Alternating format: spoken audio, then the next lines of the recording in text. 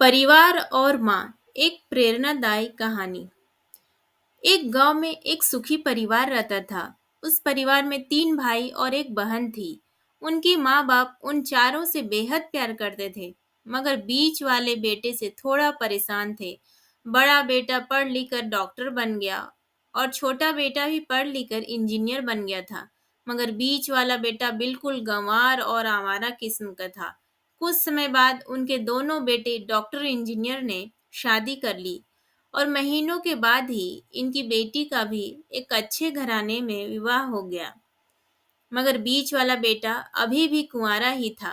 वह अनपढ़ था और कहीं पर मजदूरी का छोटा सा काम करता था। उसको शादी के लिए कोई लड़की भी नहीं मिल रही थी। उसके माँ बाप उससे बहुत परेशान हो चुके थे।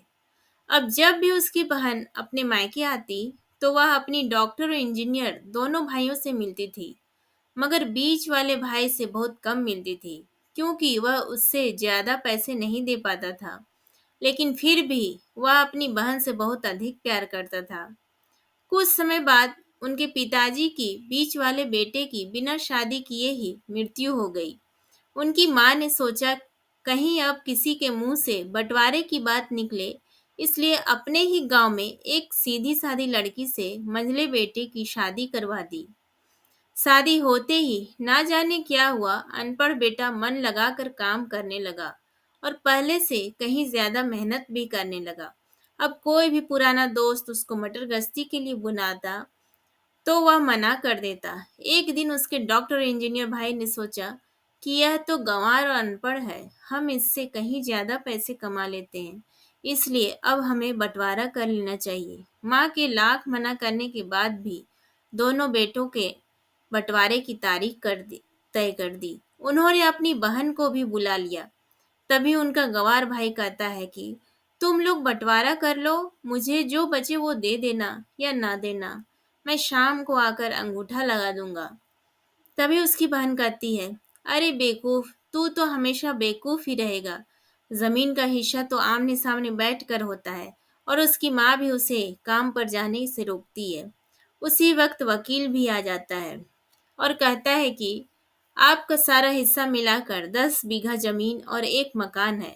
अब यह बताओ किसको कितना हिस्सा देना है, मैं उसी हिसाब से कागज बनवा दूंगा। तब गवार भाई कहता है, वकील साहब, 5-5 बीघा जमीन हमारे दोनों भाइयों के नाम लिख दो और यह हमारा घर है, मेरी प्यारी बहन के नाम कर दो। तब दोनों भाई पूछते हैं कि तू अपने हिस्से में क्या लेगा। गंवार भाई कहता है कि मेरे हिस्से में मेरी प्यारी माँ है।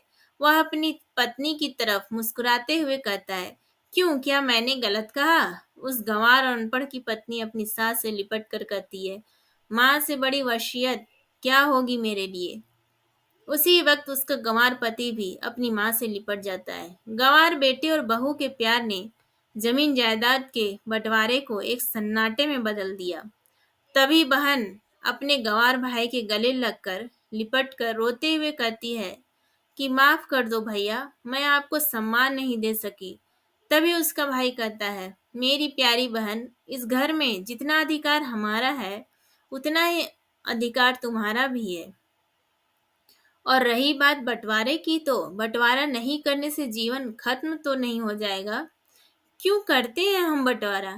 क्या हम एक साथ मिलकर नहीं रह सकते, जैसे हम बचपन में मिलकर खेलते रहते थे? एक साथ मिलकर रहने को ही तो एक अच्छा परिवार और कहते हैं, और परिवार को संभालती है एक माँ। तभी उसके दोनों भाई भी बहुत शर्मिंदा होते हैं और वह बंटवारे के सभी कागज फाड़ कर फेंक देते हैं।